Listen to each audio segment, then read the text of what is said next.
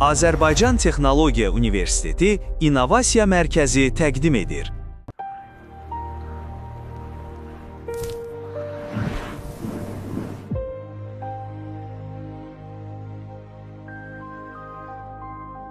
Təsəvvür edin ki, vacib bir xəbəri dostunuza demək istəyirsiniz.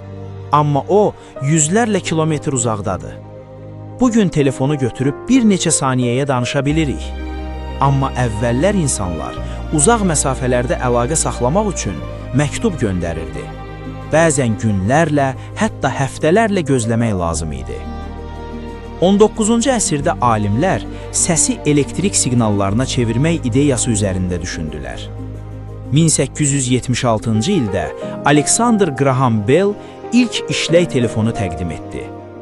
Bellin məşhur ilk cümləsi belə oldu: "Cənab Watson, buraya gəlin, sizi görmək istəyirəm." Bu sadə cümlə tarixə düşdü.